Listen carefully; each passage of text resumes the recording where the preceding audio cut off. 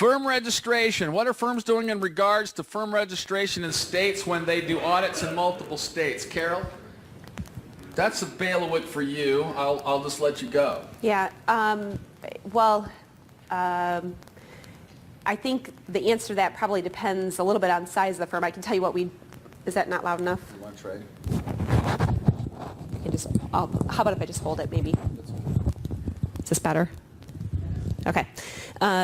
I can tell you what we do as Plant Moran, but I would acknowledge this probably isn't practical for firms that are significantly smaller. We have an individual in our professional standards group who certainly isn't his only job, but he is responsible for independence, state licensing, and then also provides some other technical support. He's a technical manager. But he monitors, so some states have reciprocity, so if we have that available, obviously we take that option. If we need to pursue separate licensing, we do that. I just can tell you from experience, we did have an issue that we uncovered sort of recently in the last couple of years related to state of New York. So I don't know if anyone here practices in New York, but that presented some, it was pretty challenging actually to get licensed in New York, but we actually had to set up a separate entity that we have to do our audits through for clients that are considered New York-based clients. That's very similar for engineering firms. They do the same thing. They set up a separate subsidiary to do engineering work in New York. Yeah. That was the challenge. So Plant Moran has somewhere around 250 partners, and in order to be licensed in the state of New York, every owner has to be individually licensed, which we were not going to do for 250 partners, and with partners changing every year and all that kind of stuff. So that we did do that. But as far as how do you deal with it, monitor it, and it's a lot of work. Like I said, we have somebody who is dedicated just to monitoring state licensing and keeping track of like when things come through for client acceptance. We indicate what state the client or work is being done in, so that that's part of that process as well in case there's a new state. I don't know for sure, but I'd guess that we probably have pursued licensing in all 50 states now at this point, but he does monitor that. Do you have to follow each state's CPE requirements? It depends. It depends. So the question was, do you have to follow each state's CPE requirements? Yeah, it does. It does depend. Most of the time, no. I do know we have one client, actually it's one that Kelly works on, that has some properties in Puerto Rico. And Puerto Rico has some particular licensing requirements. And so we have to make sure that the partner on that particular engagement has to meet certain CPE requirements and licensing issues. So, real quick to clarify, where the state does have reciprocity, nothing needs to be done. If the state has reciprocity, then nothing more needs to be done. Generally, is the case. I guess I can't speak to every situation, but that is generally the case. Let me just say, for those of you who aren't Plant Moran, there are plenty of folks in the room. I know of smaller firms who had 40 state visibility across management companies, right? For a small fee, you can register on mobility.org, and they will actually give you all the requirements. And if you were to just, for free, you can go right here and put your principal place of business, your location, where your audit's being done, and they'll list the rules. But for the fee price thing, they'll give you a whole chart, and some of these are fairly easy. So all you maybe have to do is no registration. So they say as long as you're from an equivalency state, right, you don't even have to register. So maybe nothing has to be done. The next one may have to register. The next one may have to, a permit or a fee. So it just really depends. And they'll even address, I've looked 5 or 6 of these up in the last 2 days for people. They'll even tell you what your CPE requirements are. So if you've got if you're a practice that crosses 40 states and you're small and you don't have overhead to pay some guy sitting there doing it all the time, this isn't a bad choice. I've looked at it. It's not a bad deal. It's not terribly expensive either, but I mean, that's relative. But as far as staying, this helps you with your compliance. They'll print out the stuff. They'll give you a matrix of it, and it's not bad. So that I would personally, if I'm smaller, can't do what Carol does, I'm probably going to subscribe to a service and leverage off that. And they will help you understand, because the matrix say, pay money, we're licensed, whatever. And I know the big firms, I'll dedicate quite a few resources to doing it, but you can leverage that off a purchased product. Okay?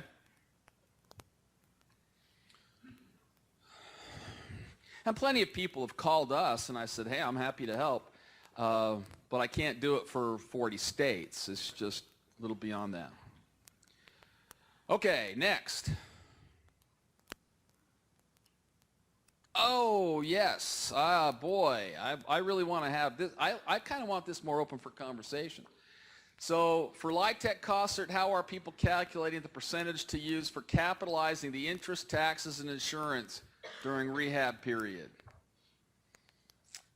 Now, what this question really is about, I've got occupancy going on during a rehab, and I'm shuffling people. I vacate 3 units, and then I just keep moving people in the shell game for the next 3 years until all the units are rehabbed. How are they calculating the percentage of interest, taxes, and insurance during the rehab for what is going into the cost basis? Do you have something to say? You want me to answer that? Yeah, go ahead. Well, if it's a rehab, you've got existing buildings. Yeah. So if the taxes and insurance and interest are on the existing building, it goes 100% to the acquisition cost. And then as far as the rehab costs, the rest goes to the rehab portion. And I knew I had quite a few people in the room doing it, so I said, look, I want to get some feedback from them. This is not the place where I'm the best guy to question or answer. Anybody else have feedback? Make a 266 election. Pardon me, I didn't hear it. Make a section 266 election.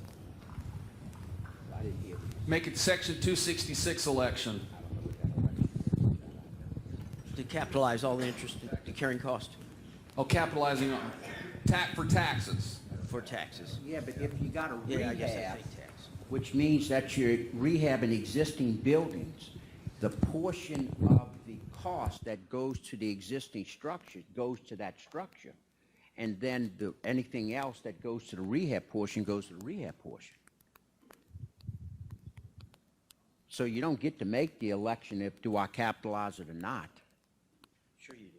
And talking about vacancies there, that's only if you elect to place the existing structures in service during the rehab period, which is kind of tricky sometimes. So you need to be careful about those elections there. Anybody else want to contribute, or you just? Okay.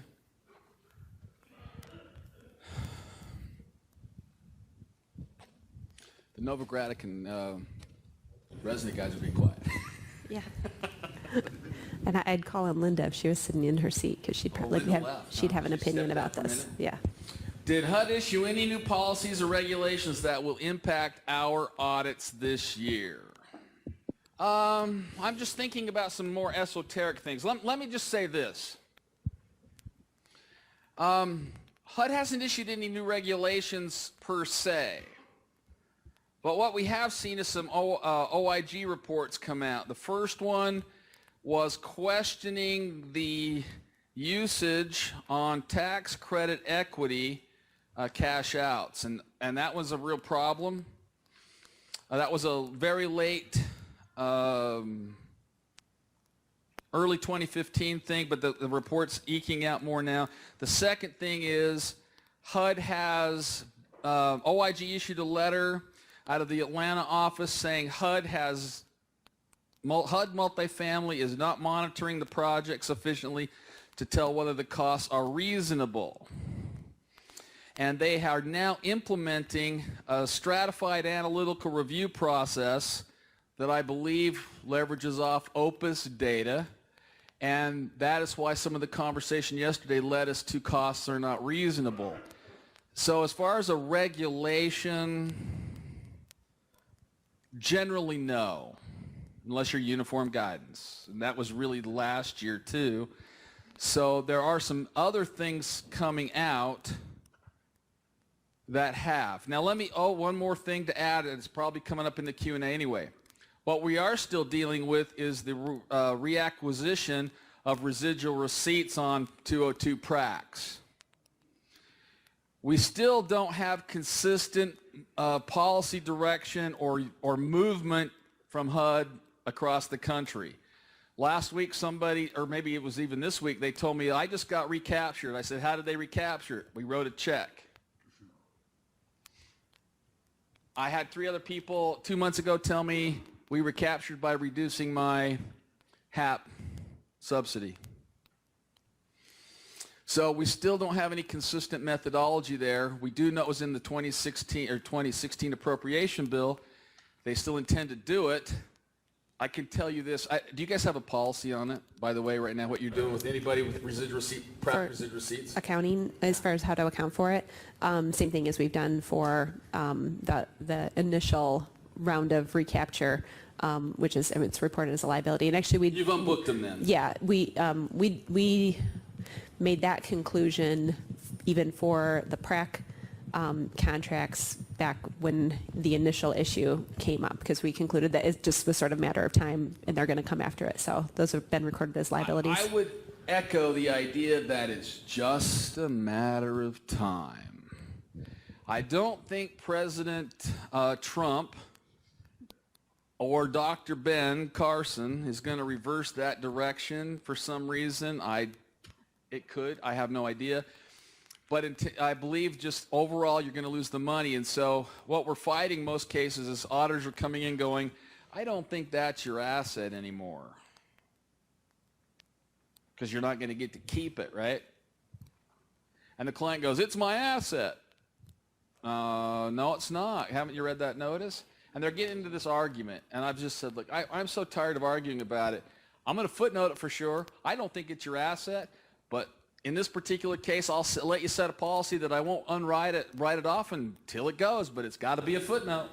Yeah, the only time really we will allow an argument for not recording liability is if there's really support for demonstration of how you're going to use that cash in your project and get it before it gets recaptured. Yeah.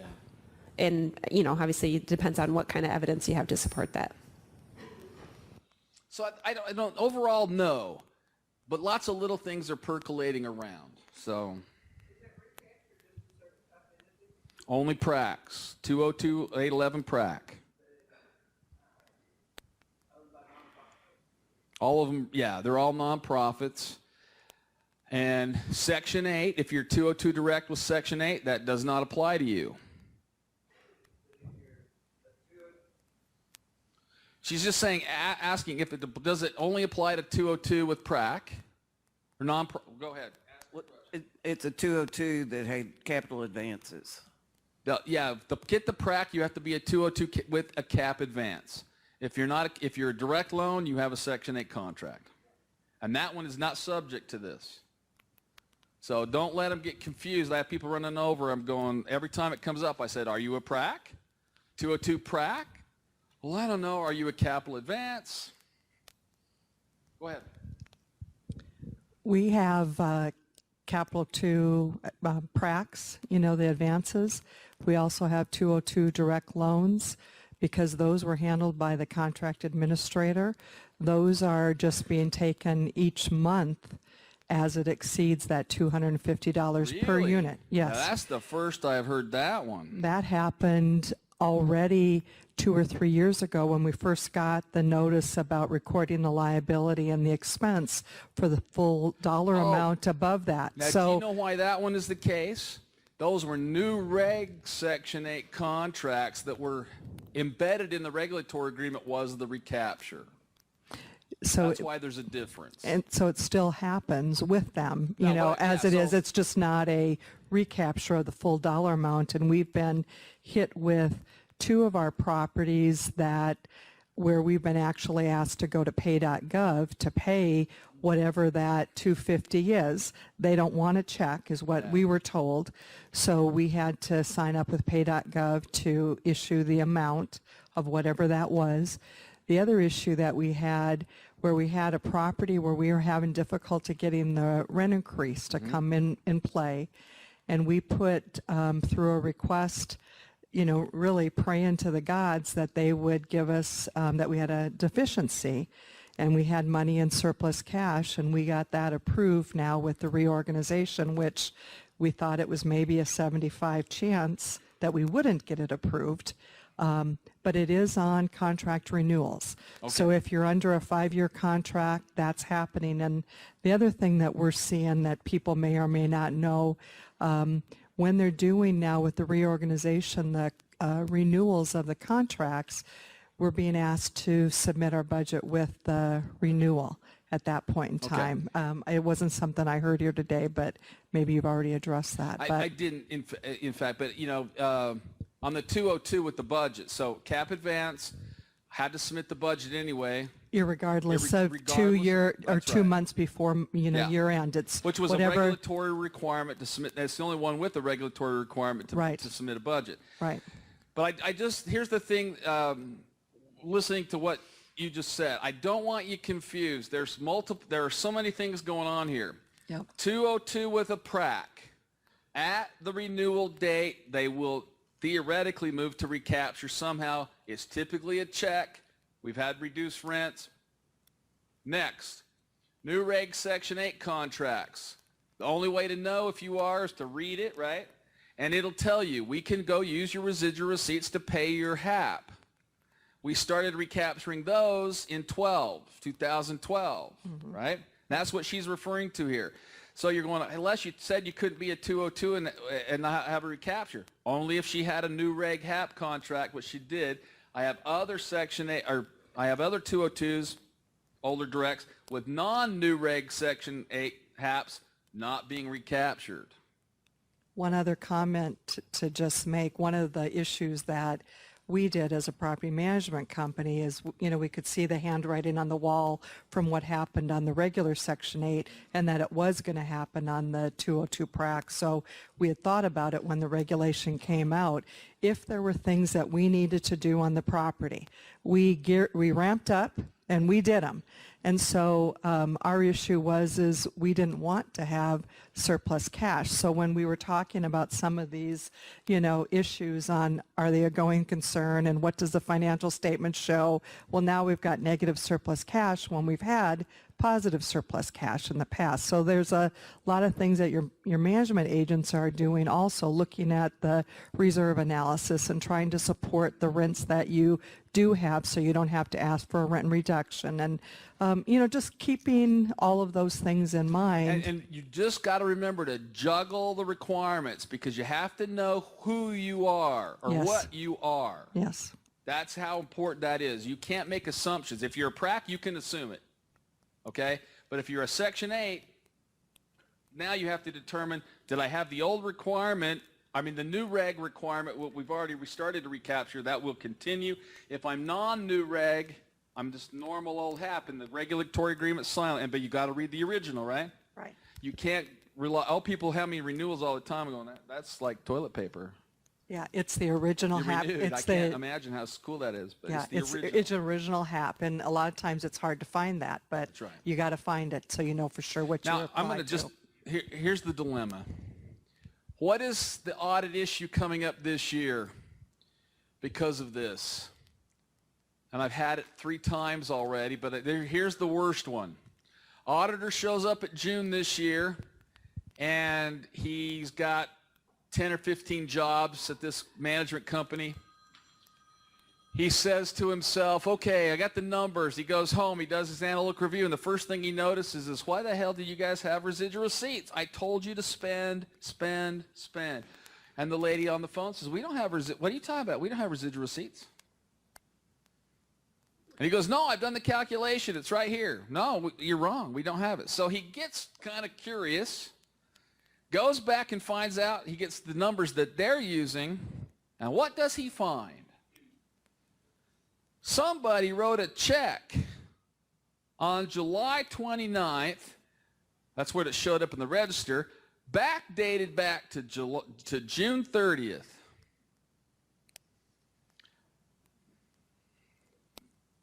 $5,600. How much did he have in residual receipts? 5. Now there's 600 under. And you know where that came from? The CPA doing the bookkeeping told him to do that. And he says his fraud bomb went off. Now, here was the point, I guess, about it. It was clearly management override of controls, because he was fired last year for having findings on a job, and he said, when I bring this one to him, they're going to take the other 20 away from me because I've called it a finding. And I'm going, I don't know what to tell you here.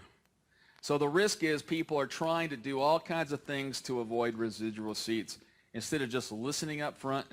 And I asked him, was the money appropriately spent had it been in time? Oh, he agreed. I'd have been happy with the expenditure, but now I'm clearly out of sync because I've got the list of outstanding checks. It's not there. Oh, it's there now. It's a liability. I mean, a liability, it just comes down to, did you reasonably engage them to do that? Are you sufficiently, obviously not in this case, but you have to do the prep work. You can't decide when you're analyzing it if you're going to have residual receipts, in December. You have to decide that at least 2 months in advance. Compliance supplement for HUD insured mortgage not refinanced out of existing 202. Nonprofit entity purchased property with a bridge loan and refinanced with a HUD 207 under 223F. Says this would be under CFDA 14155. No supplement. What should I do?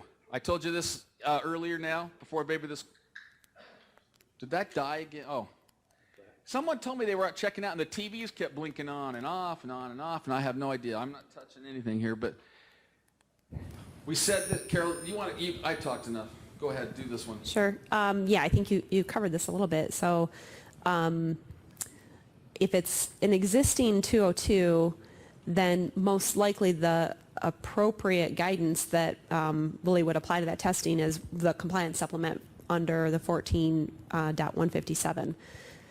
That's going to be most correlating to what really the underlying requirements of the program are. And if it was not an existing 202, if it was something else, new property, then you probably look to the audit guide. But I think a little bit of what Les and I were talking about at lunch is this is where your judgment comes in. Do what makes sense. So follow the guidance that makes sense. And if your program really closely resembles 14.157, even though that's not the same CFDA number, but if that's really the same requirements that most closely resemble your program, then I think you're completely justified in using that as your audit guidance. The other thing to remember, too, the audit guide closely approaches much of this, but remember, the key document to look at is your regulatory agreement. At the end of the day, you know what your compliance requirements are, how you test. Now, the audit guide can be used as a testing vehicle. That may not be the best choice, though, because once you do that, you're stuck with cash receipts testing according to the guide, or unless you do something else. So some flexibility might be in order there. But I think you're definitely going in the direction. I'm a 202. I put elderly people in my units. I write the footnote. I'm a 157. I'm a 155 following compliance of 157 because that's what I really am. I'm still senior housing. Centralized cash. Owner management utilizes for approximately 20 HUD Section 8 only, 20 projects, I'm assuming. Section 8 only, no HUD insured mortgage, no regulatory agreement. Under the circumstances, the owner agent required to obtain the HUD approval letter to use the centralized cash account. Are there any restrictions in 4370.2 handbook that HUD can enforce if no regulatory agreement restrictions? Okay, now, the answer to this, in my opinion, is no. You are not required to follow that guidance. Why? Handbook 4370.2. Only, I'm just looking here to see if I have this material with me, and I do. No, I do not. 4370.2 handbook. Go to the very first chapter, 1.2. This handbook is applicable to projects where the regulatory agreement gives HUD the right to dictate project operations. Then it goes right down to list the places where they do that. Nowhere in that list will you find Section 8. So in my opinion, and this is how I would support it, and I would defend it till the day, I don't really have a problem with it. You take that section 1.2 and say, I'm not in this, I'm not subject to this handbook, the centralized cash requirement does not apply to me, I am not subject to my regulatory agreement where HUD controls assets and everything, I do not have to follow those requirements. Peter? Correct. And further, there's really no HUD risk in that project from the financing end. So, and I think that's what centralized cash it gets back to, or there are restrictions on it, or where you need to show permission.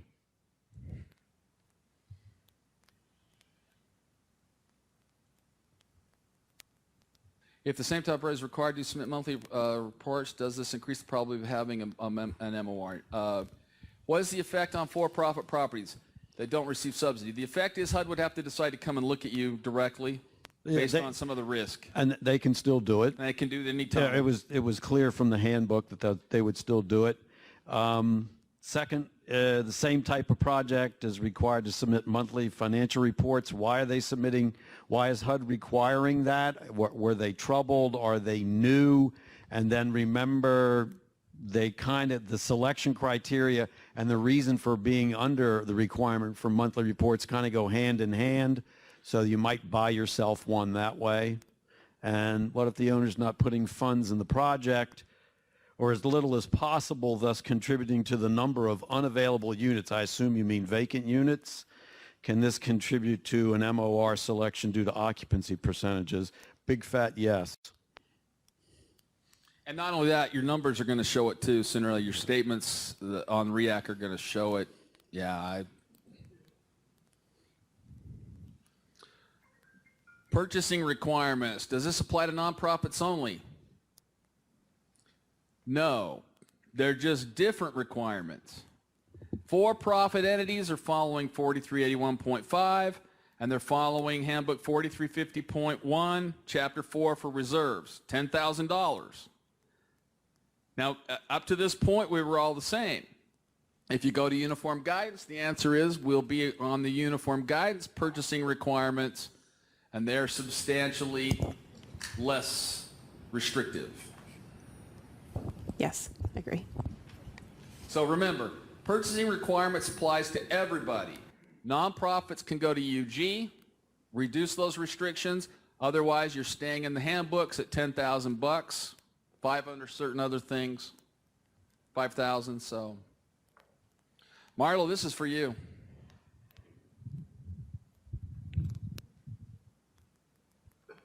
What? It looks like it got cut off. Are the requirements of management to produce to provide information? I don't know what the question.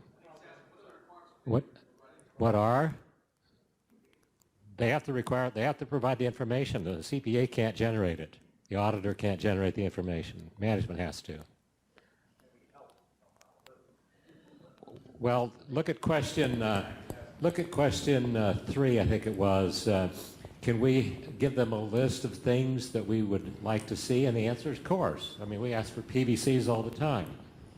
So asking them or giving them an idea of the kinds of information we want to see through the means of a PVC, that's certainly not a problem. That doesn't create any dependence. It's just we can't sit there and fill out the PVC for them. You could ask for a PVC that said we need X, Y, A, B, C, D. Yeah. Couldn't you? Yeah, sure. Yeah, there's no problem with that.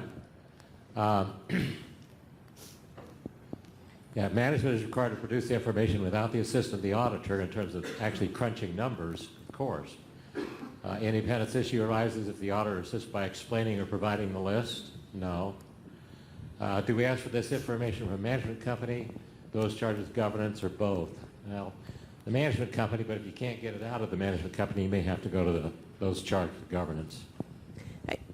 If I can maybe add, as it relates to what management has to provide versus what the auditor can help with, or it's really no different than anything else related to preparation of financial statements. So it's no different than any other number that goes into the balance sheet, footnote information. It's all management's responsibility to prepare that information, prepare the supporting documentation. Going concern is no different than any of that.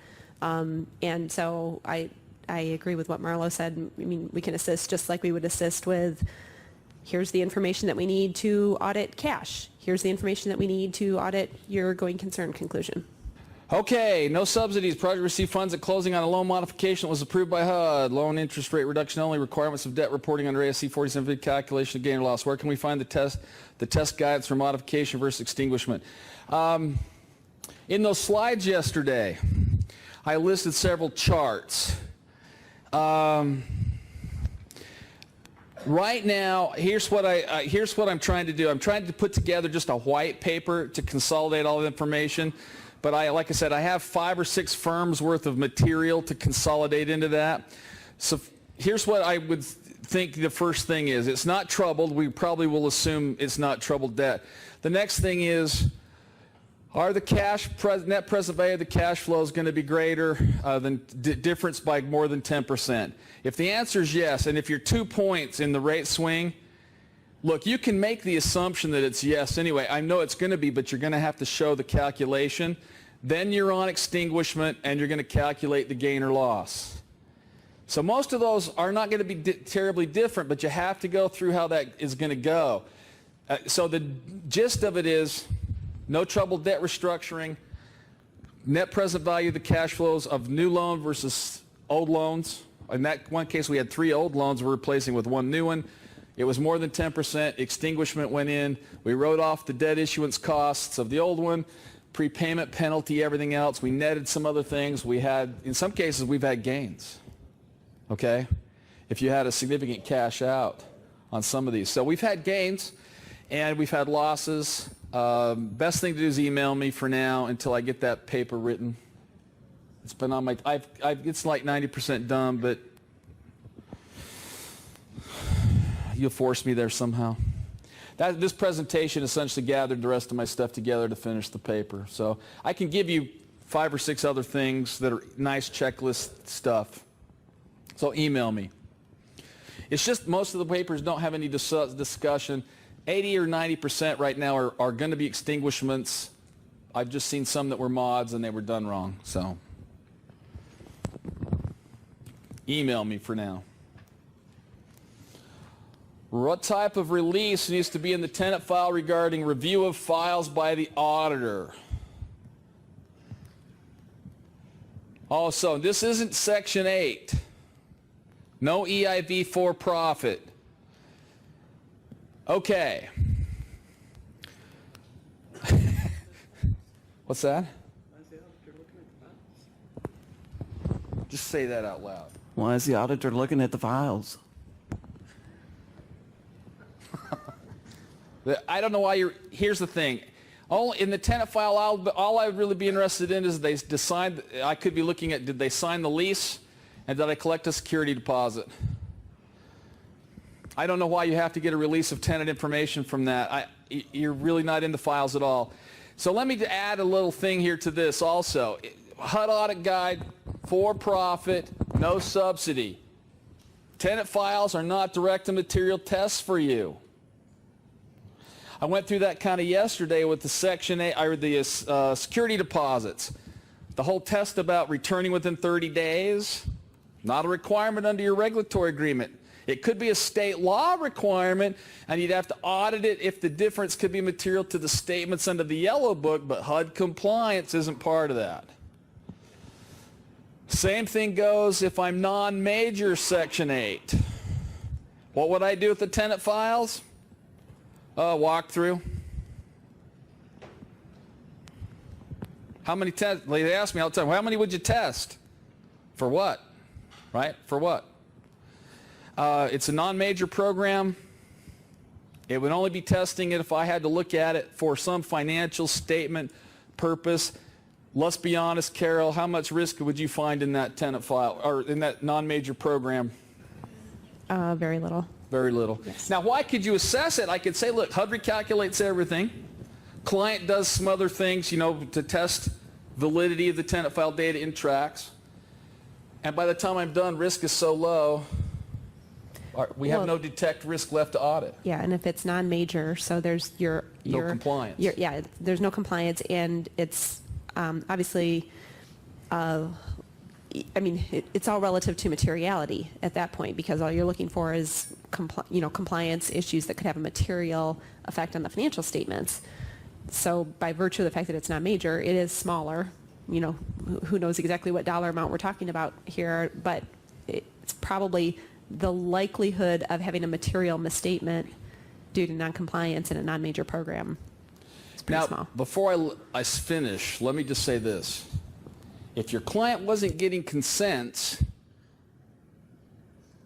you could have a very material impact on your financial statements in less than 1 year, because I've seen it. It's just rare. So when you assess risk, make sure to look at a few things like that. Are you getting the consent? Do a walkthrough, look at the tenant file, what's there. If those things are present and they have a QC process, no testing. Or, a walkthrough maybe at most, right? Okay.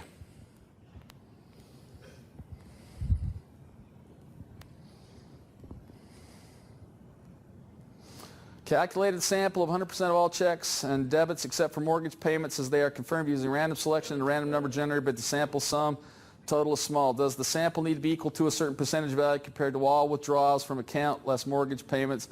I know it should be represented the population, but many of the items selected are under $500 each when material misstatements are around, materiality is around $55,000. Okay, let's make an assumption we're on a HUD mortgage, right? So we're talking for-profit HUD audit guide test. Either way, it doesn't really matter. So you're looking at your disbursements. I don't know that this, Carol, go ahead. Do you want me? No, so I know she has something to say. yeah, just there's probably, like you said, there's some assumptions we'd have to make here, but maybe just a general comment on sampling, that if you're using a sampling method that is based in statistical theory, even if then that generally means that you're not trying to get a certain coverage percentage amount. So even if the result of the sampling done, and I'm using the caveat, assuming you're using an appropriate, sampling model that's supported by statistical theory. So however you're applying, determining your number that you're selecting and applying that to your population, you're not looking for a particular dollar coverage. But that's the general statistical sampling, answer. But back to risk assessment that we talked about yesterday. Think about your risk assessment. So do you have things that indicate higher or lower risk based on your situation? Let's say you do have a couple of very large checks that are written, and we say the materiality is around $55,000. You've got a couple checks written throughout the year that are at that level or higher. Those are probably riskier transactions, so you might want to actually look at those that are individually material. But on the other hand, if you look at them and you say, well, those were for a transfer of cash to escrow, or something that you can easily identify that by the nature of it is not risky. You just have to think about what your risk assessment is. And if you also look at that population and look at your situation and say, you know what, there's nothing really that I'm that worried about in cash disbursements, but I'm just trying to get my minimum sample tested so I can comply with the audit guide, then I'd say pick your sample and be done. Don't worry about testing more. Now, I was just going to open up a document here on my drive, but let me just say this about the sampling thing. As a general rule, we don't care how you pick your sample, right? I would just add this. From the perspective of the audit guide, your attribute sampling. And so HUD said if the population is over 250, you're going to pick 25. And we don't care about the rest of this. On the peer review checklist for HUD, here's all it says. If you picked samples according to the HUD audit guide, were the minimum sample size requirements met? That means risk assessment low. Overall, I'm at a minimum sample size of 25. Did you pick 25, right? And so when I look at this sample to a certain percentage, if you're under 250, yeah, the percentage is 10%. If you're over, it's not a percentage, it's did you meet 25 if that's your risk assessment number. So all this other, we don't care how you get to your sample. You can go statistical, you can stratify, you can do judgmental, but you got the peer review checklist only asks one question. Did you meet the minimum requirements? And that depends entirely on risk assessment. Whatever you come out of risk assessment with, go to the table, that's your number, it's over when you pick them. All the other conversation yesterday was just about trying to maybe streamline or focus testing or some other thing like that. It just isn't that necessary. I don't know why that feedback's nasty. Okay.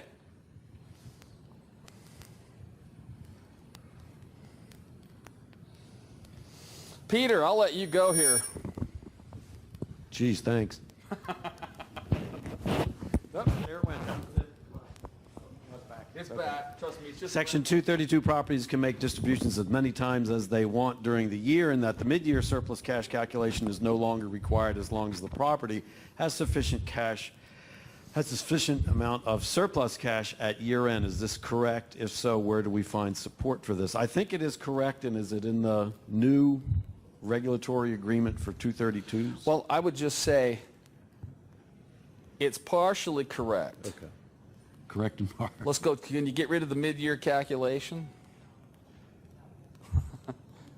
Picard, as long as the property has sufficient amount, and that the mid-year calculation is no longer required. No.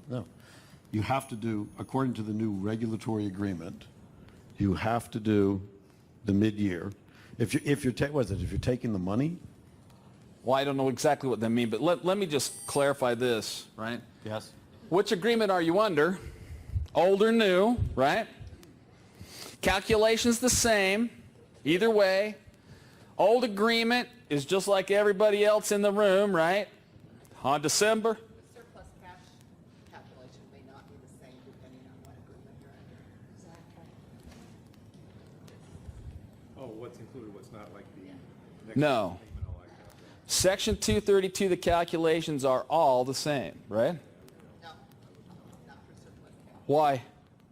Because under some of the old agreements, like for example, that Sorry.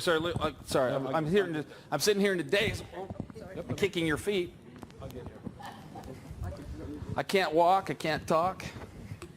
The newer regulatory agreements under Section 232, the newest ones, include the reserves that are paid with the monthly mortgage payment in the calculation, and the older ones didn't include reserves. That's the biggest difference. The new regulatory... Since when? What date is this regulatory agreement?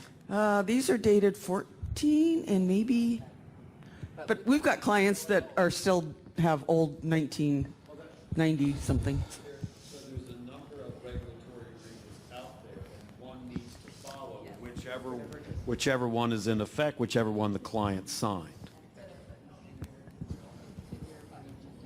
Now, those who asked about surplus cash on the regulatory agreement for the 232s, it's not what you said, what you think it is. The new regulatory agreements for multifamily say you must deduct the next month's payment for principal, reserves, escrow deposits, and MIP. What you're reading here is surplus cash says the remaining cash, it means cash remaining after the payment of all amounts due required to be paid by the borrower on the loan documents, including any required deposits into reserves. Okay? That reserve meant you had to have paid up to your current balance. You couldn't be in arrears on your reserve balance. You don't have to deduct next month's payment, but you have to make sure the reserves are fully funded for the year. Okay? And I'm reading right off the agreement on the website right now. I didn't go to my documents, I went to the website. And then it said the segregation of all amounts required to be held in trust, tenant security deposits, all amount required to be held segregated, and other restricted asset accounts, i.e. reserved for replacements. Well, you wouldn't have had it in cash in the beginning anyway, because it's only 1120, 1170, and 1191.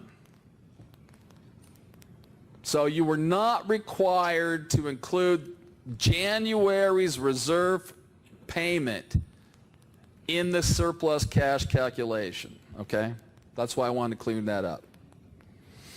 So I was just trying to read why where that confusion might have come from, because unless the document had been reissued in the last 2 weeks, it's not that way. So okay. Take a whack at this one.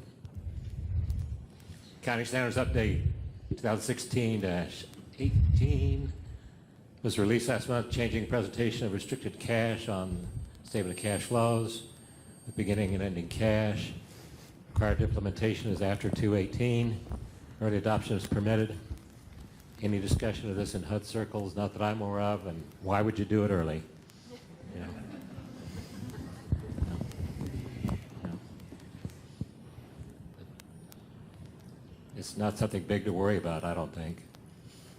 Yeah, until I go to sleep for 2 years and then it comes back and bites me. Well, you just got to remember, yeah, you got to put that on your tickler list to look it up in 18. But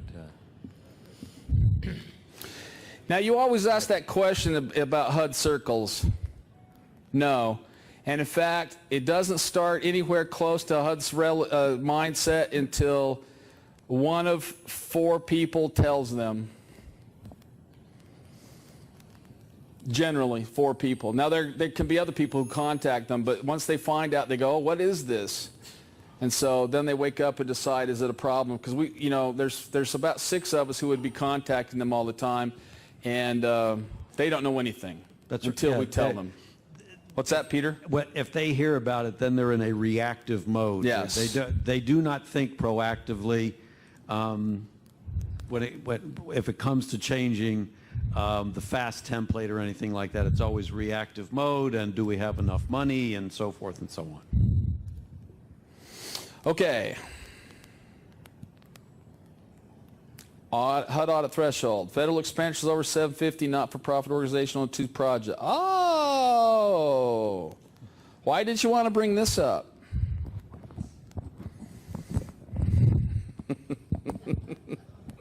This is better left alone. Let the sleeping dog lie. What's that?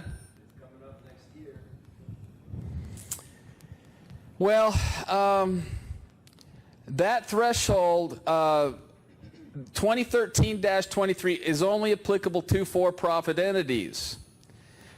And what that really means is, let me go over it like this, because it's a problem. When this happened, 90% of the projects, I don't know what that is. 90% of the projects were being audited as standalone events. They all are. And then HUD came out with 2013-23, and they said in the text of that, they said, if the owner has more than 750. And then the next thing came up is, well, Les, I'm an owner. I own 4 projects. Together, I'm at 1.4. Individually, they're all below, at the time, 500. And we said, file them all owner certified. Then one day, apparently somebody at REAC correlated them to all under one owner, and they said, hey guys, you're over 1.4 as an owner. And they said, well, we've never filed these that way before. We don't file consolidated. And HUD said, well, the notice says if the owner has more than 750, then you file. And they began to correlate ownership not at the project level, but at the owner level. And there was a little notice that slipped out onto the website. Kathy captured it. And it said, it was on the REAC website. So when you go into those little notes, it showed up one day and it was gone. I don't know. How long did it last there, Kathy? Just 6 months or something like that? And they were trying to communicate to you that it's the owner.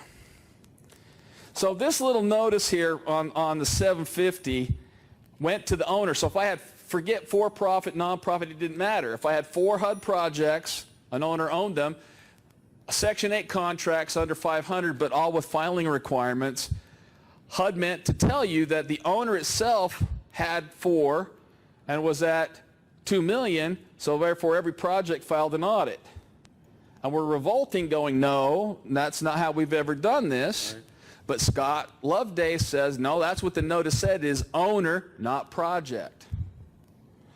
Now, you get what? I'm pretty sure that's not maybe what you were asking. So you're welcome aboard to the confusing train. We tell people all the time, you got the chance to continue to file like it never happened, right? But if HUD finds out, they will tell you, you've got to go back and audit. Peter, go ahead. I was going to say that is a direct change to what was in the Miller memo. Absolutely. Way back when. And it came from the notice, because the notice says if the owner has, and I think what the intention was to say the project is the owner, whatever. I don't know. But now they're sticking to it, saying owner. And the sticking point is different project numbers, but the same, same tax ID number. The only difference between for-profit and non-profit is HUD stated $500,000.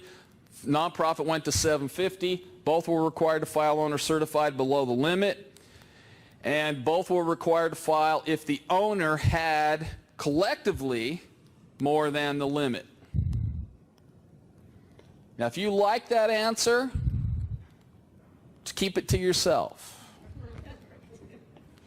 But we have seen it. Kathy and I have lived it and experienced it. They did call after we had said, well, you might. So now we say, you might try to get by, but I can't guarantee you will not get caught.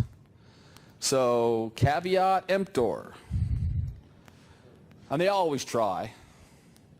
They're about 50% successful for now. Go ahead, sir. I'll let him come. Well, that was my question. The HUD, You're being recorded for posterity. 2 not-for-profits, one's clearly below, one's barely above. And they want to know, when do they have to stop having this audit? And we're like, well, 21323 says, you're going to have one because we got to combine them. The HUD rep says, no, you're a not-for-profit. We don't think this applies. So now I said, well, I'm going to this conference. I'll get your answer for you. Back at you. The HUD rep's wrong. Yeah, okay. If you want an official answer, They're trying to budget it too, I guess. do you want an official answer? Email me. You'll have, and I'll just email. I don't need to give them project details in this particular case with the names, but I will just send your question to Scott Loveday and give you a direct answer. Great. Okay? Thank you. Because I love to see each answer.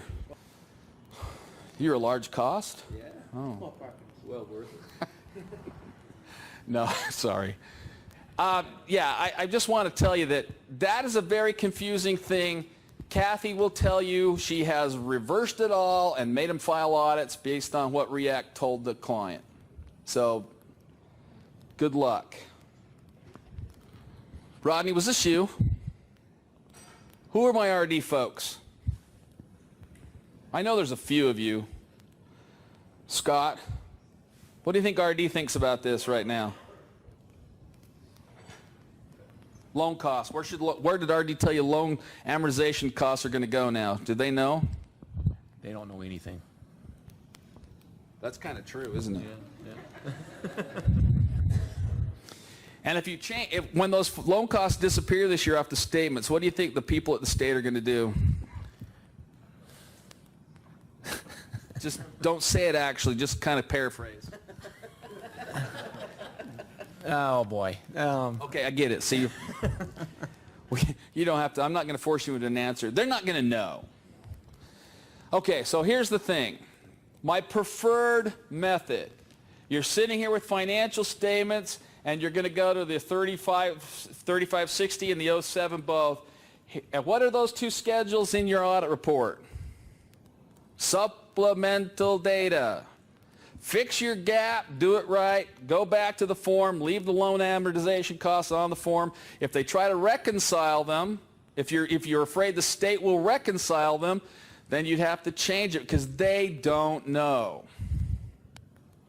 I would prefer to not change. I didn't want REACT to change it. I said, leave it where it is. Don't mess up your database. It's supplemental data. They don't have to match exactly. It's just derived from, relates directly to, but there were people who felt they should always match. So REACT went through this whole thing to change for no good, really no good reason, in my opinion, but they did it. RD, I don't have a clue. So I can't tell you. I can only tell you this. Don't screw up your basic financial statements. I don't care what you do with the form. Unless it's immaterial. Oh, And then you could report it wrong or quote wrong on the yeah, basic if it's financial immaterial, statements, yeah, then you it's could immaterial. elect not to do it. Right. Now that's a thing most people haven't even addressed yet because they're going, I got to change, and I'm going, So that one I don't really know. I could send. Not that I'm promoting departing from GAAP, Yeah. but just from a practical standpoint, if a client doesn't want to change and it will create issues with your filing with RD and it's not material, you can pass on it. Uniform Guidance 202. Can I say tenant file review is not direct to material and skip it? Direct loan 202. Yeah. Most of the process was in Section 8. PRAC, I don't know. Carol, how do you feel? I would say for PRAC, probably, I guess it depends on how big the PRAC is relative. I mean, you have to kind of see the circumstances, but it's possible that it's not directed material, but I'd say I'd probably expect if you have PRAC that it would be directed material for tenant files. Well, PRAC is going to be direct material because it's combined with the cap advance, and it's going to be hard to argue that. But if I looked at the total overall process of what's required for the 202 PRAC, if I had an MOR, if I had all the other criteria, I could justify that in certain areas, yes. But again, the amount of testing required on the 202 with the PRAC is really low anyway in terms of attributes. Okay? Oh, Peter. Did Peter get the elephant word and leave? Yeah, no, I'm here. Oh, okay. HUD 202 refinanced under Section 207-223F. New regulatory agreement does not include a residual receipts rider. Good, that's right. Under the newest regulatory agreement, is the project required to deposit surplus cash into a residual receipts account? No. Without the requirement in the regulatory agreement, and the newest regulatory agreement is the lack of residual receipts requirement is very conspicuous in there. So I'd say no. Front page, is the residual receipt rider attached? Yes or no? No, and then further, there's no mention of it inside the agreement at all, and they don't even define the term. So I'm thinking they don't consider it exists any longer. There are plenty of refinanced into 223F nonprofits now without residual receipt requirements. There are plenty. So it's not that unusual. Paid off a HUD 202, which reported residual receipts in prior year audits. In the current year, for auditing reporting purposes, should residual receipts be reflected as other reserves? Now that the regulatory agreement is no longer in effect. Okay, this was the question we talked personally to her, right? And I'd say no. The answer is no. Her auditors are trying to recategorize residual receipts into 1590 other reserves. Right. And we're going to say she's still got a HAP contract with the residual receipt requirement. And they're going, the loan's gone, you don't have residual receipts. And we're going, no. When that 1510 money disappears to 1590, you're going to see DEC, the letter coming right from DEC about 7 to 10 days after filing. Yeah, the fast process during the assessment will compare prior year to current year, and if it sees it had residual receipts and then sees no residual receipts, the system will definitely get angry. Yes, ma'am. Yes. Now, if I didn't have a Section 8 contract with the residual receipts requirement, my answer could be different. But it depends on what your agreement said was going to happen with residual receipts. But they didn't lose the requirement. It's in HAP. So because of HAP, it stayed. 236. Project transferred all assets to the LP with the exception of residual receipts and operating deficit reserves which were not involved in the closing statement. Should these funds transfer to the limited partner? R for our transfer to the LP was included in the closing statement. Okay, so I'm assuming I've sold the 236 to a limited partner. Right? Yeah. I don't know if this was a sale A limited, I can't tell exactly what's going on I think here. it might have just been a refinance. It's a sale. Okay. I would argue that whatever was in the transaction that HUD did, now when they went from a 236 to the new project, what are they still under a HUD mortgage? No. HAP contract?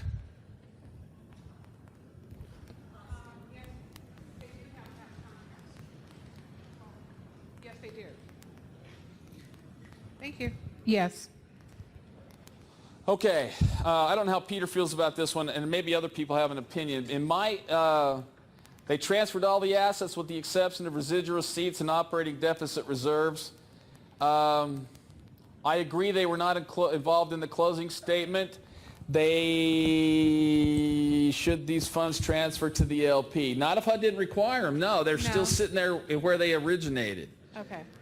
Now you're out, see, that original project now is out of the 236. There's no interest reduction. No. There's no excess cash retainage. No. I think you're done. Okay. To your other point, Go ahead. if it does have a HAP contract that does go to the new LP, No, not necessarily. If it was a HAP contract, would it go into the LP? Only if residual receipts was called for in the HAP contract. But in those cases, what the HUD will do is they'll say, here's what has to transfer. HUD will tell you where the money goes. not always. Well, they should. But a lot of times HAP contract, you can't find the R&R requirement, so if it's not there and they didn't make you, then it's gone. Yeah, and yeah, so you've got to go, the agreements matter in every case. It's all about the agreements. So try to ferret out what you have. This case doesn't make me too nervous, okay, because we're out. And they kept that excess cash. They weren't selling, they sold the assets, but not that cash asset. So in some nonprofits, we would have had to transfer some of that over. We've had arguments, and it all comes down to the agreements and what HUD said at the time.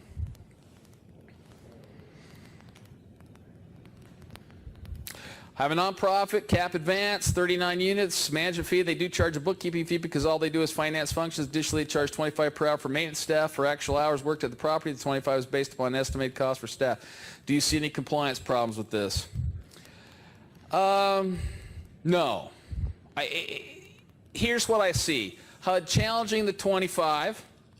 It doesn't sound outrageous. If I had to hire outside maintenance people, Scott, is your case, so there's going to be higher than 25, right? Fully loaded. So as long as they can prove the 25's not there, is not an outrageously large amount, and I think it clearly seems small enough to me.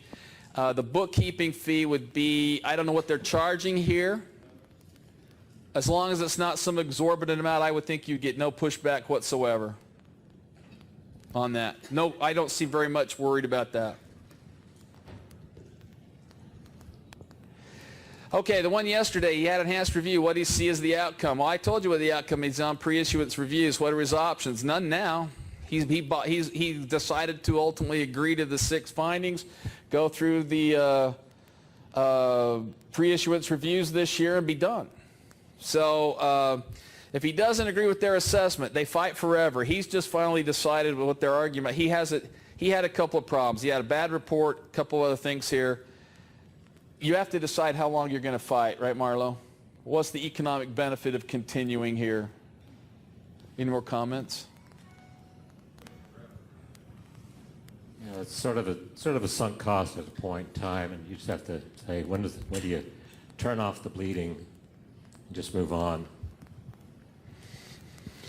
Okay, the next one, 510B on the on 2 CFR regarding uniform guidance relates to reporting amounts passed through. So if the entity has no subrecipients and they're not passing through any money, are they required to include that fact in the footnotes? Now, go ahead. No.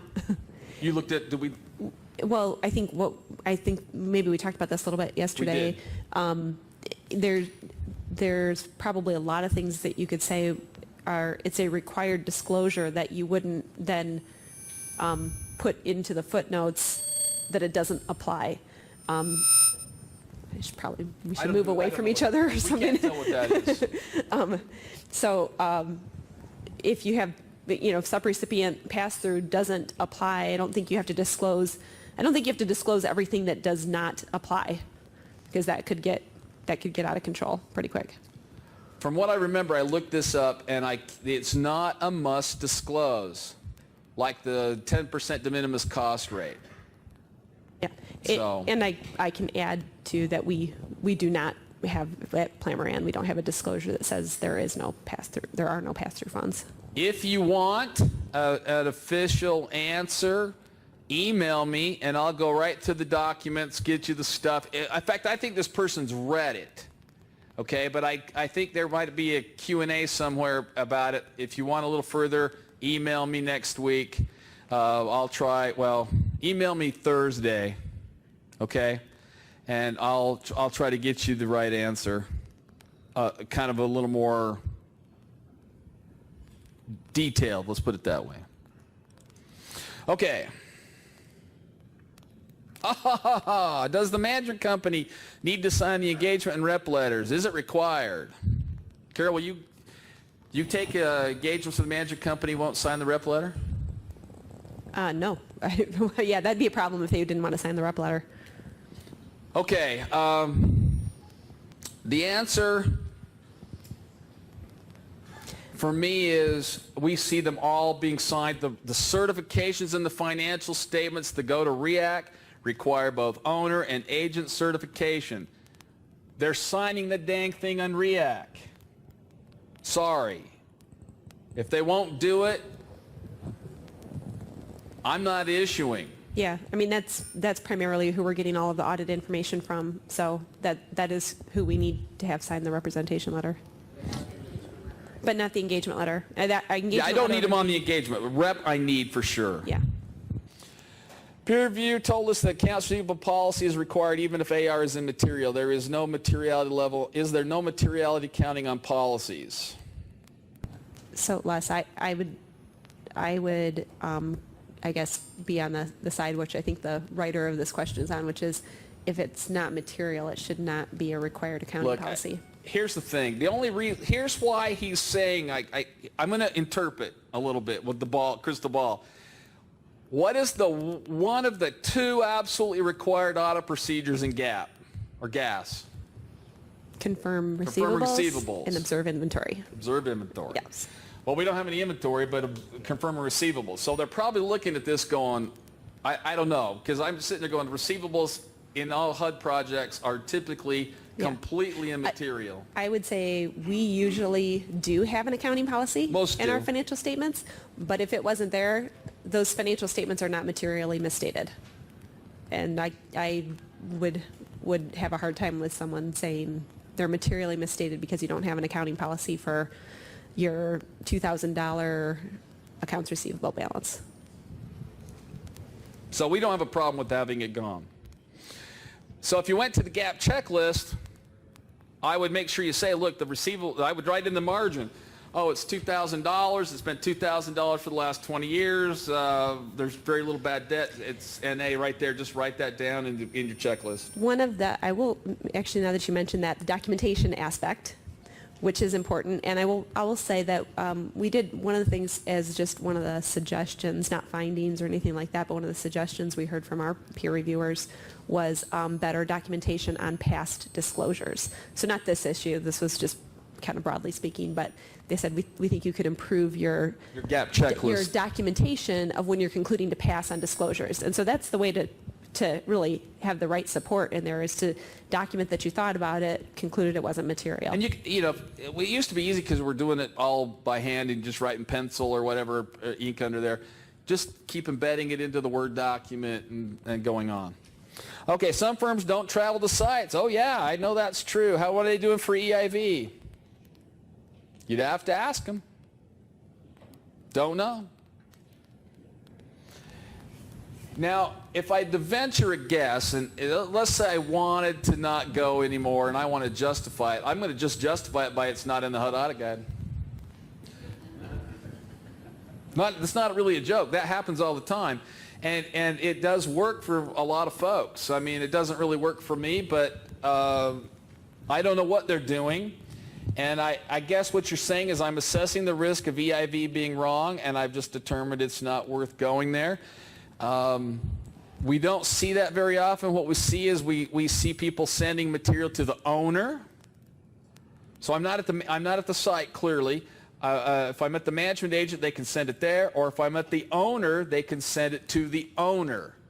So most of our folks are finding a way to get it without, you know, too much hassle. But if you don't get it at all, I don't know. That's a problem for me personally. But it's not in the guide, so the guide hasn't been issued since it was there.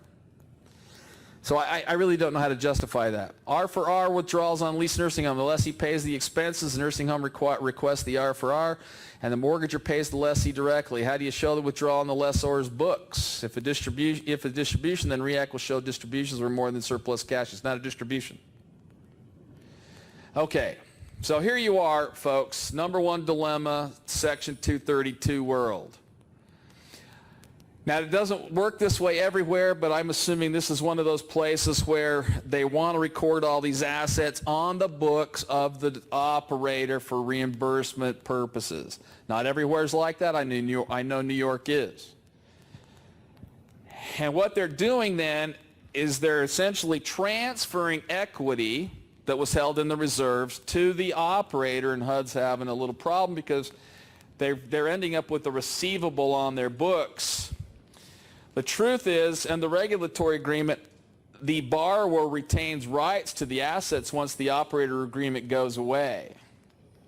But they're moving them down there for that. I would not, you really have to work on the accounting for this a little bit because it gets a little nuanced. Have you ever seen this, Carol? I don't know if I may have. I can't remember if I've seen this exact situation, but it is sort of classic leasehold improvement accounting issue. So anytime you have leasehold improvements, you have to ask who owns the leasehold improvements. Are they owned by the tenant or the landlord? And there's one of two choices in accounting for that, depending on the answer to that question. And it's either asset of the landlord, and depending on who pays for it, you have an adjustment to your rent expense, or it's an asset of the. So in this case, if the lessee paid for it, well, really, I guess actually the lessor paid for it because it came out of eventually. It came out of reserves. It came out of the lessor's reserves. If the lessor paid for it, but assuming based on this that we're saying it's the lessee's asset, they're going to own the leasehold improvements, then it's an adjustment to rent. It's basically you straight line it over the rest of the. You start lease term. amortizing. Yeah, yeah. And they're afraid to do that. And we've talked about it all the time because it's hard to keep up the bookkeeping because now they're doing it 4, 5, 6 times during the year. And this whole thing, now we've got to calculate a minimum lease payment, which is 1 times debt. And then they're going, well, that's not, we've really decoupled. Yeah, and then your those two accounting things. is different than the cash. And yeah, so it complicates it. There's no doubt about that. But that's the gap answer, I'd say. What I would probably do, and in fact, it would really work better for REAC, and then what I would probably do is have the required lease payment and a separate lease payment based on reserves. we really you have to really work on this to structure it. It's just not that easy. Most people dump a receivable on and then they fight with REACT for the next 5 years. It doesn't work. So if you have that, you may want to call, because you have to put a little more effort into this to get past it. And we see, my bigger nursing homes that, maybe 100, 120 facilities, we've just gone past all this. We just don't have the problem. Okay, multifamily properties only insured loan with HUD, no subsidy, market rate. Is it common for properties to assess non-refundable fee? Oh, okay. Okay, now let me just say this. The MOR said the refundable fee was not allowed and that the fees were to be converted into refundable deposits. Okay.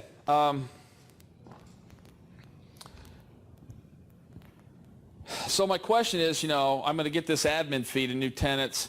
They want to assess $300, which is really rehab cost, repaint, whatever. And the MOR is going to tell you you probably can't charge that. What does your if you're and you're not under Section 8, right? So we're saying no subsidy up there. Yep, market reds. Go back to your regulatory agreement. If you're under the newest one, I can tell you it's clear what you can and cannot charge. That is not addressed. And we've had MOR people tell them, you've got to collect a security deposit. No, you don't. No, you don't. You don't have to do that. So if you want a detailed answer, email me your which regulatory agreement you're on, and I'll give you an answer and post it here too. Yeah. Well, and it says HUD cited the regulatory agreement as reason. Yeah, that's what I'm saying. I would ask them to point you to the section where it says that, and it'll either if it's say the it or... 04-page one, good luck on that, because it isn't there. Deferred financing. This whole thing just drives me crazy. I can tell you what, I think what we've been doing, and I'm not sure, so maybe this is going on a limb, because I don't know if we've got a lot of authoritative support for this, but as far as classification, we are showing it as non-current and not trying to break out a current portion. Everybody I know, it stays in non-current. Yeah, it was a non-current asset before, so, and we never, it's not like we never classified the next year's amortization Right. into current Right. liabilities, current assets. I just think it's much ado over nothing. Just pick a spot and plant the flag and go. Yep. Okay? The MOR deficiencies on the schedule, prior audit findings. Any recommendations or examples? Look, here's the thing. All you want to do is summarize they had an MOR, they had a score of 91.2, and then I'd add additional comment. There were some various smaller findings they corrected within 30 days or something, and that's all I would say. If they have a bunch of problems in the 70s or high 60s, I would say the same amount of stuff, but it's just going to change the fact that they had these findings and now my risk assessment went up. So don't overthink this. Just put a paragraph, 2 sentences. They had an MOR, the score was 89. They had a few other findings, nothing serious. Summarize it, say amen, eat a biscuit. Yeah. It's over. Yeah. In regards to cost certs, could the speaker spend a little time discussing the level of test and reporting? Not a little time. Are the field offices consistent? No, they don't. Look, for most of my mortgagors cost certs, they're fixed price contracts, 7 draws, retainage. You didn't pay over the contract amount, I'm done. I pay architect's fees, the other stuff that was confirmed.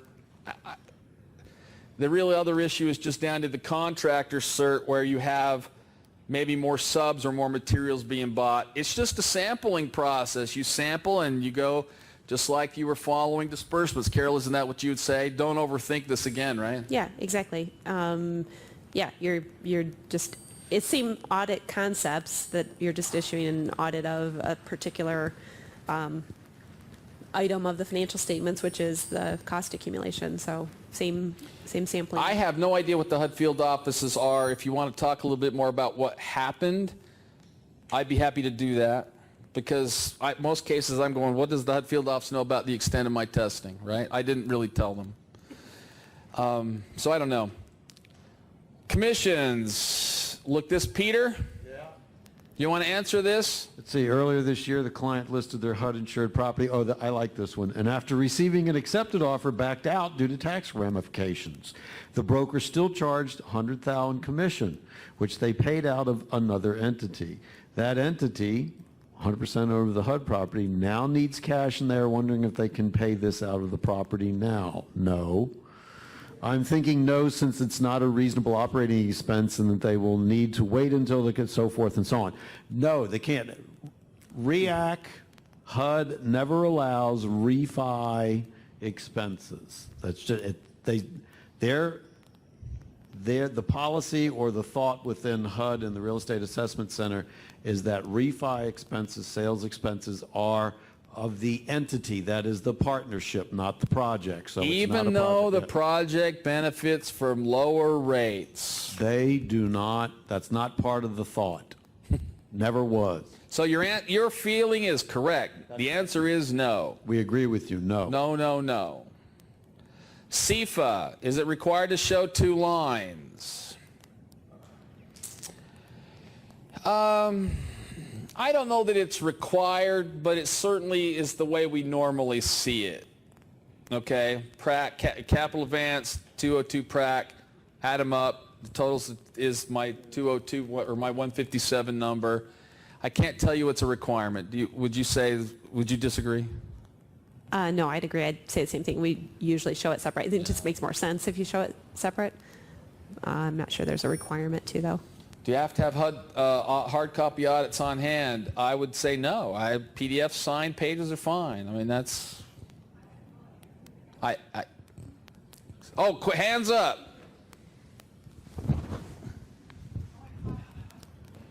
More comment. I just wanted to comment that that's the way we showed it for years, was always separating them out, except I got called on it on peer review. Your peer reviewer called you on it? Yep, and it actually wasn't my peer reviewer, it was the peer review panel that they called it. That it was the RAB did it? Someone at the RAB? Yep, they said that is one program, one CFDA number, it's all 202 related, and that it all should be evaluated as one. Evaluated as one. Well, see, here's my comment. I didn't evaluate it as 2. I evaluated as 1, but I'm just showing one was the cap and one was the PRAC. I added them up. What's the difference? Yeah, but he's talking about the materiality and stuff like that. They said that I had to do it as a whole. Oh, I would have calculated materiality as a whole. Absolutely. Yeah, if that's the argument. I thought you were just talking the CEFA. I don't care. Even on the CEFA, they called me on the CEFA too. I don't see the CEFA. I think that's weird. This is the total for the CFDA number, and they totally called me on it and I'd done that for years, and I'd gone through peer review for years. Yeah, here's the thing. A problem, and then everybody's on like pins and needles now. The answer is materiality combined, right? It's one program. On how I broke it out to say cap, advance, and total for 157, I think that's just minutia of the lowest order. Yeah, there was lots of arguments, but unfortunately it came from up above, and it wasn't big enough to fight over. Right? Your energy's better spent somewhere else, right? Yeah, and so. Yeah, I agree. Sooner or later, some of these that people just roll because it's just easier. I'm out of here with no big problems. Okay. Okay, surplus cash. We had clients consistently exclude deferred revenue from contract cable. The surplus calculation as it does not represent a cash payment to be made in the next 30 days. They haven't had an issue with this from HUD. However, we are starting to see the state contract administrator for their clients expect that the current portion of deferred revenue to be included as a liability in the surplus cash calculation. Is this something we should expect to see? I haven't seen it yet. I mean, this is the first time it's come up.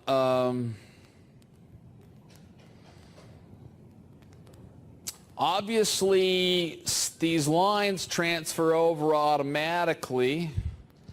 Yeah, I don't know. I don't know. Peter, I mean... Don't know either. First I've heard. So I don't know. This could be just with the contract administrator. I have never seen or heard of this before until just this minute. Forgiveness of debt, paying a lot of expenses due to cash flow entity, and the intent was for the project to repay the sponsor eventually. However, the sponsor has now decided they aren't going to require the repayment or just wants to write it off their books and have the project recorded as forgiveness of debt. Is this the best way to handle this, or should it be recorded as sponsor contribution to the project? Carol, I'll let you deal with this. What do you want to do? I don't have a strong opinion, but I'd probably say who are all the parties impacted. So does HUD care? One, is there a 501c3 ramification one way or the other? Get your tax experts to weigh in. There's no tax personally, impact. Well, just from a. I would apply the tax rules to make a call. Is it either debt or equity? I take the call and just avoid the imputed interest stuff. Well, okay. Here, It sounds like it's going to be permanent equity, so why not? my first response Cut to the any of these is administration HUD's happy to have debt contributions. Garbage and call it equity. So if you don't care, I'm happy to go straight to equity, right? I'm happy to do that. What I would probably argue is best for the parties involved to write a document up saying we're just converting to equity. That's how I'm kind of looking at it. Make a change, yeah. Yes, but as far as whether it should be forgiveness of debt, which ends up in equity, or a contribution, which ends up in equity, I don't care. It's in equity. I'm not sure if HUD really cares, but I'd want to know if they have a preference one way or another. And then the accounting, which is just a 1 year, is it contribution income or forgiveness of debt income, should follow however they agree to it and write the documents up.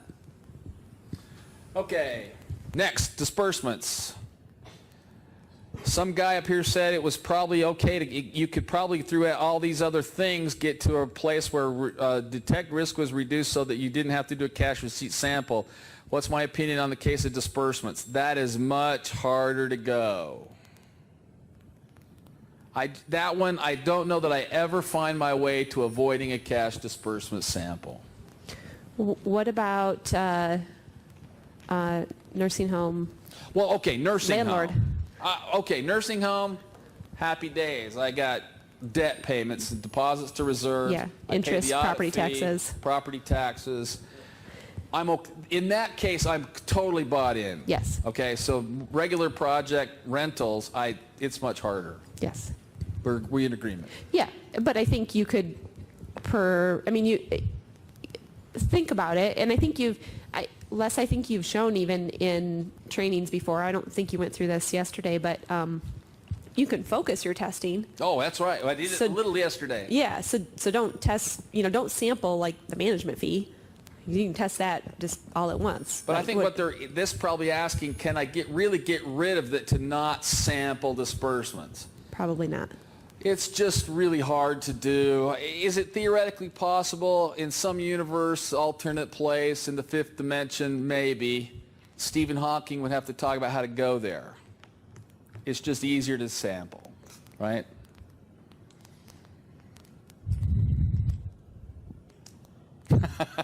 Okay, good question.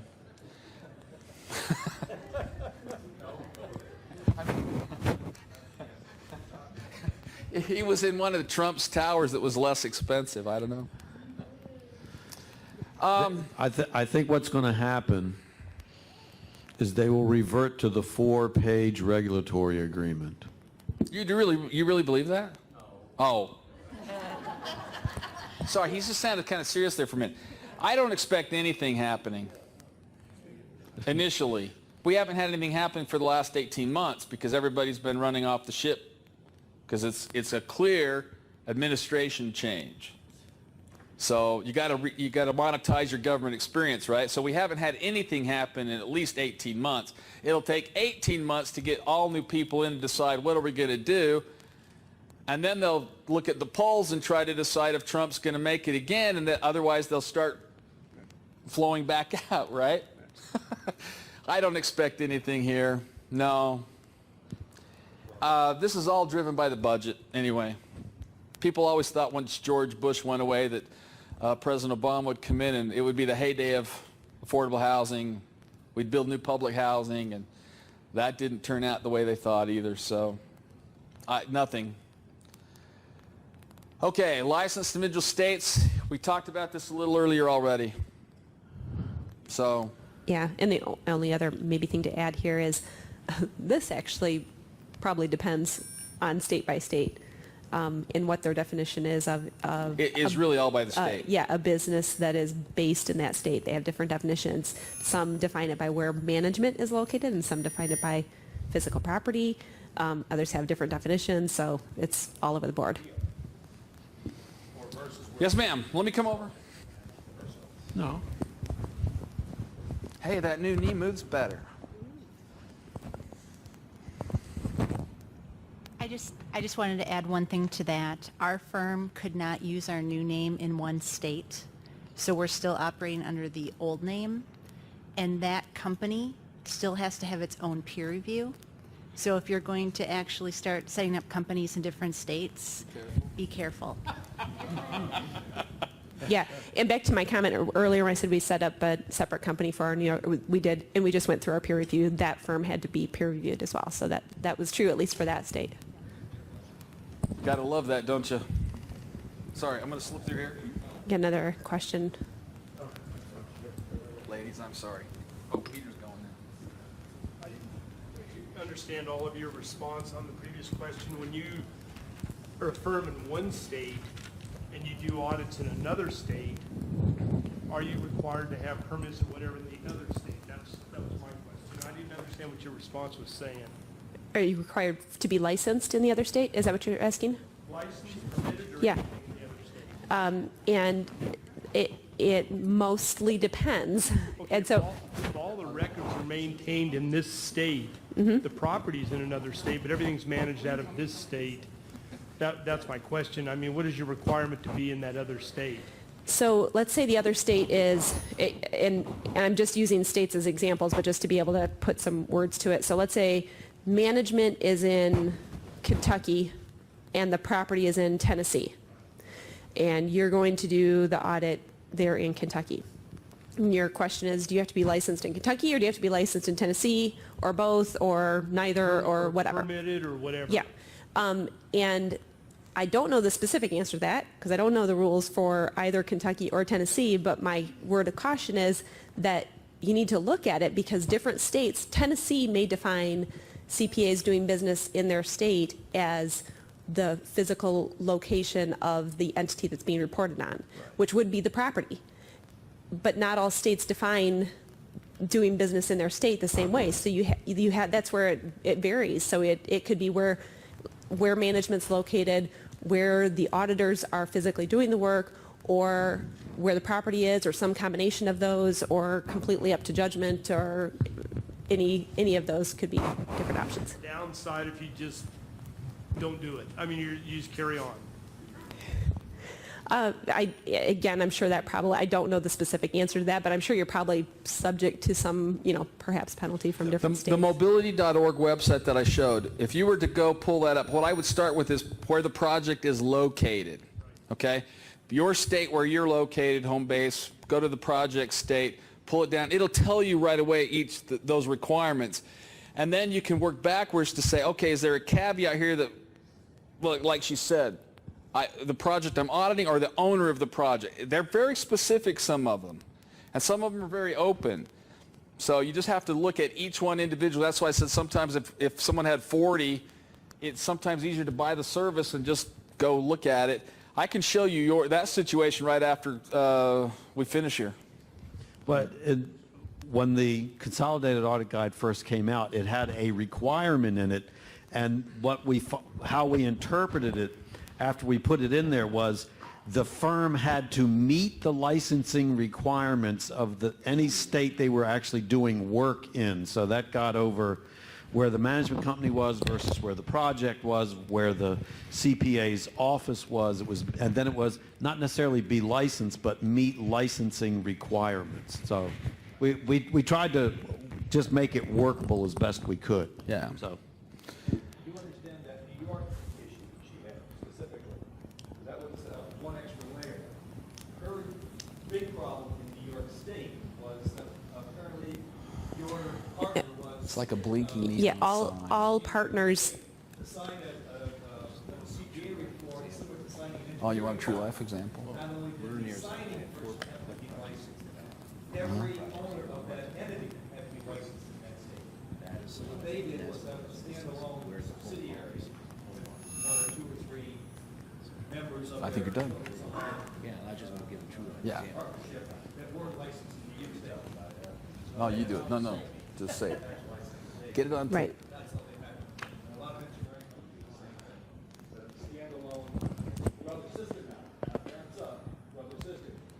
And the individual owners, just like most vehicles in most states, have individual owners. All this time I didn't get in the microphone. One extra layer she had to go through in New York State, a big layer. Separate peer reviews. Okay, we had an example here. Yeah. Go ahead, Tim. Yeah, we're based out of Phoenix, Arizona. We have 4 HUD projects here in Vegas that we went to on Monday, did site visits. The management agent, all the records are in Phoenix. I went to NASBA website, looked it up. Nevada says it's where the home office is located. We consider Arizona to be the home office. Therefore, printed that page out, put it in the work papers. I'm done. So that just shows you, some are easy, some are not. I mean, you have to just go state by state. Will the new leasing standards affect multifamily? No, not really. I mean, I can't Only really see if you're it. 232, Right, right? right. How bad will that impact be? My guess is you're going to have a lot of gap exceptions. The regulatory agreement states you can never enter into a lease that would be considered a capital lease. Yeah, I think yet to be determined on that. Yeah, and we don't know yet, I mean, clearly, so. Yeah, HUD will have to, Regular rental operations, we expect nothing. right. Yeah, HUD will have to figure out a way to deal with that, whether they want to take the gap exceptions or change what they're willing to accept. Okay, your debt service coverage ratio is below 1. Peter, I think you're going to have to deal with this. You're the REACT guy. Right. I read this and I can't remember how the system does it, and what you need to do is send an email to Les so Les can contact Scott Loveday. I don't know.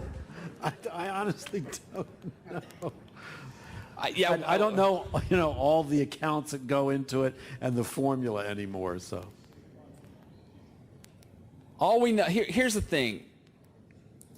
What they're really saying is your debt service coverage ratio indicated a small thing of risk. What do you want to do about it?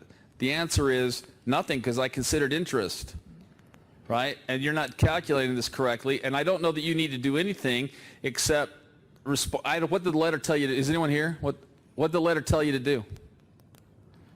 Just say warning, warning, warning, or did it tell you to do something?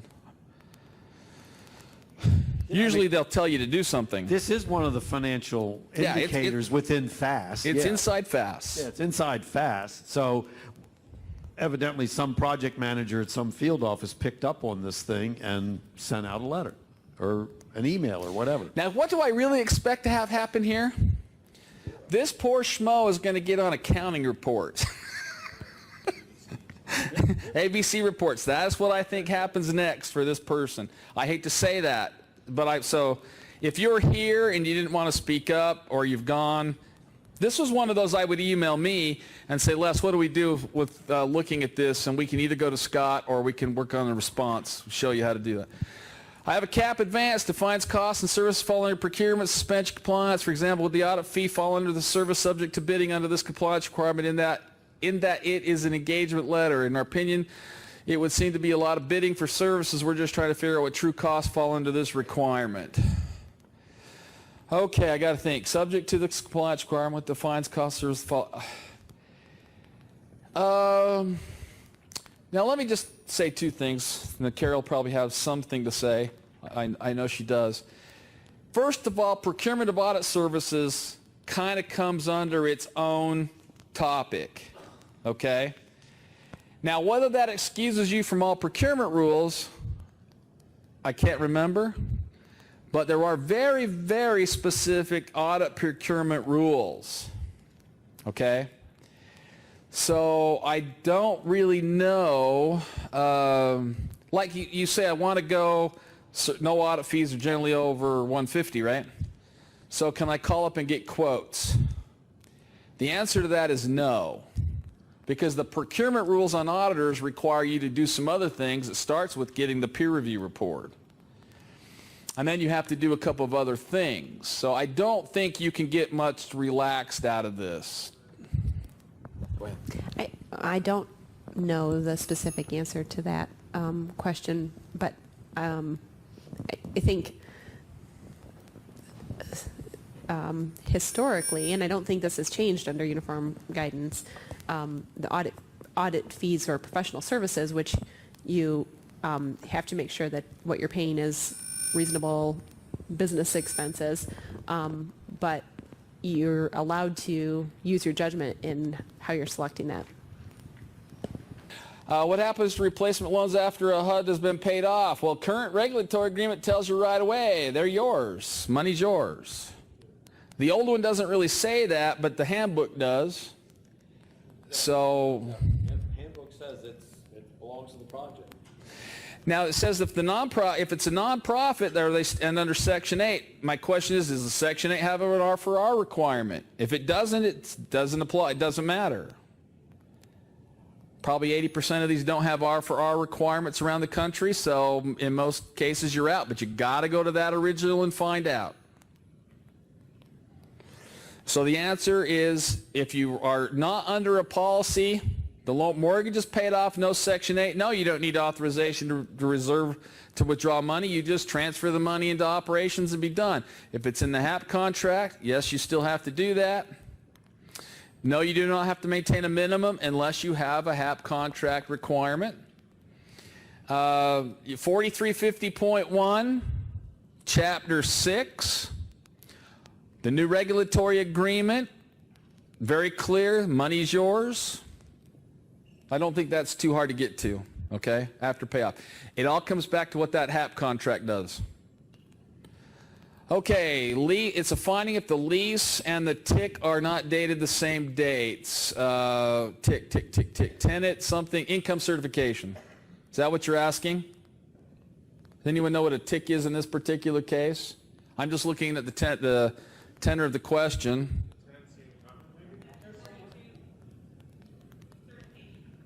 Okay, your tenant, you're 59? Oh, LIHTC. Oh.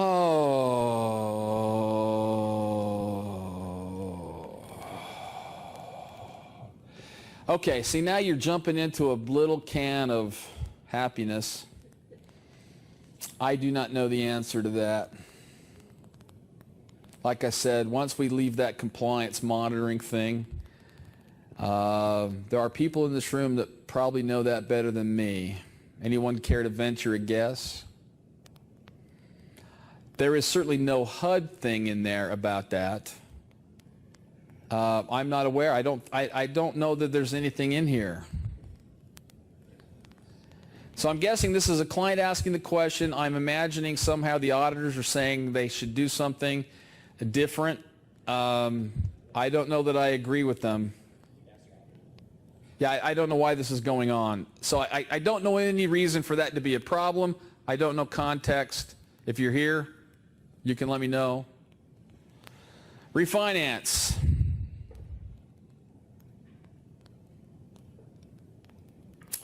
Well, here's the thing again, folks. The answer is no.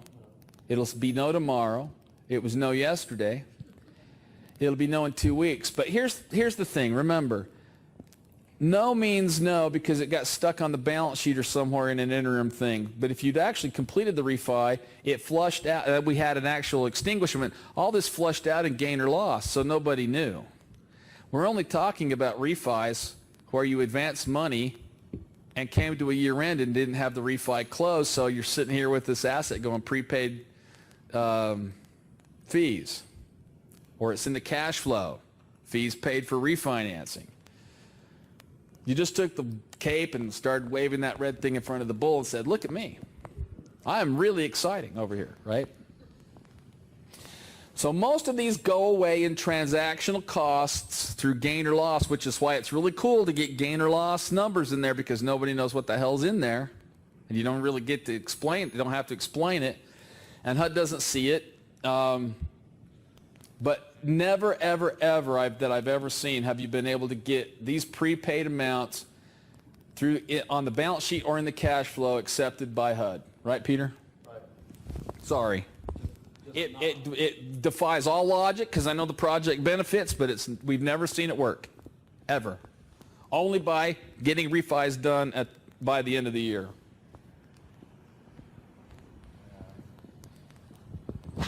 We did have a not-for-profit get a replacement reserve draw for appraisal fees related to refi. You did get that? Yes, it's on the balance sheet.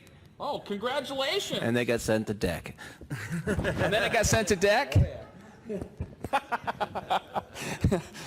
No good deed goes unpunished, right? It was too good to be true. What did DEC do? They wrote a letter. It went away? Okay. Because you're saying HUD proved it, right?